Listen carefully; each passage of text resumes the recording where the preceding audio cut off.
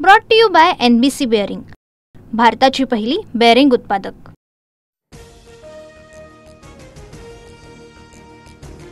ओला दुष्काळाच्या सर्व सवलती लागू करणार, पुढच्या आठवड्यामध्ये निर्णय। दिवाळीपूर्वी शेतकऱ्यांना मदत मिळणार, मुख्यमंत्री फडणवीसांची मोठी घोषणा।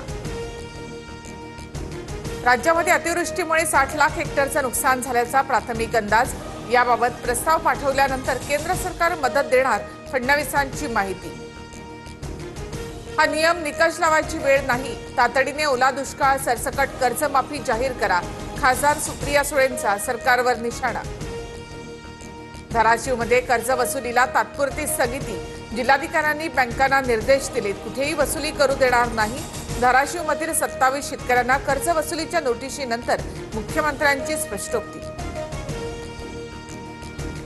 शेतकऱ्यांना नोटीस देत असतील तर बँकवाल्यांना ठोकून काढा, कायदा हातात घ्या। धाराशिवमध्ये शेतकऱ्यांना आलेल्या नोटिशीनंतर काँग्रेस नेते विजय वडेट्टीवार आक्रमक। 1 नोव्हेंबरनंतर साखर कारखाने सुरू करण्याचा निर्णय, मदतीपासून एकही शेतकरी वंचित राहणार नाही, कृषी मंत्री दत्तात्रय भरणे यांची ग्वाही। अतिवृष्टीमुळे झालेल्या नुकसान भरपाईसाठी मुख्यमंत्री सहाय्यता निधीत मदतीचा ओघ, सरकारी अधिकारी, कर्मचारी, राजकीय मंडळी, देवस्थानांकडून पूरग्रस्तांना कोट्यवधींचा मदत निधी। सोलापुरातील करमाळ्यामध्ये पाथर्डी येथे अनेकांच्या शेतामध्ये पाणी, मका, उडीद, कांदा पिकाचं नुकसान। पंढरपुरातही चंद्रभागा नदीला पूर, पुंडलिक मंदिरासह इतर छोटी मंदिरं पाण्याखाली। जायकवाडी धरणातून मोठ्या प्रमाणात पाण्याचा विसर्ग, जालन्यामध्ये गोदावरी नदीकाठच्या गावात पाणी शिरलं, खबरदारी म्हणून 2 दिवसांपूर्वीच जिल्हा प्रशासनाकडून नागरिकांचं स्थलांतर।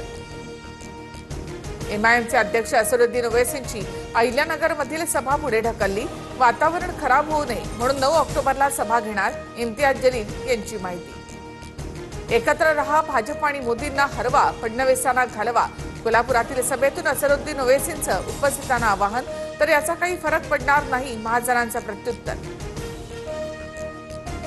अहिल्यानगरमधील कालच्या धार्मिक तणावानंतर कोटला गावात पोलिसांचा रूट मार्च, 200 जणांवर गुन्हा दाखल।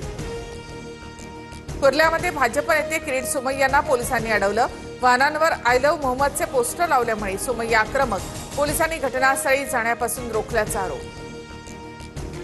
मुंबई महापालिकेसाठी एकनाथ शिंदे ठाणे पॅटर्न राबवणार, जात आणि व्यवसायनिहाय सेल शिवसेना स्थापन करणार, मायक्रो मॅनेजमेंटवर भर देण्याच्या पदाधिकाऱ्यांना सूचना। दसरा मेळाव्यामध्ये राज उद्धव युतीची घोषणा होण्याची शक्यता, दसऱ्याला वैचारिक सोन्याचं आदान प्रदान होऊ शकतं, राज ठाकरेंना निमंत्रण देण्यासंदर्भातील प्रश्नावर राऊतांचं विधान। एसटी महामंडळाकडून दिवाळीमध्ये 10% हंगामी भाडेवाढ, 15 ऑक्टोबर ते 5 नोव्हेंबर पर्यंत भाडेवाढ लागू असेल, वातानुकूलित शिवनेरी आणि शिवाई बस वगळता इतरांसाठी निर्णय लागू। जळगावच्या सराफा बाजारात सोनं चांदीच्या दरामध्ये सलग दुसऱ्या दिवशी वाढ, सोनं GST सह प्रतितोळा 1,20,500 रुपये, तर चांदीने सुद्धा 1.5 लाखाचा टप्पा पार केला।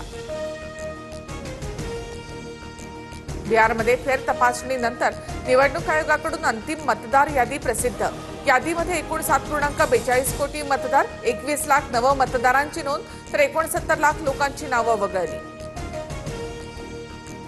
Brought to you by NBC bearing, भारताची पहिली बेअरिंग उत्पादक।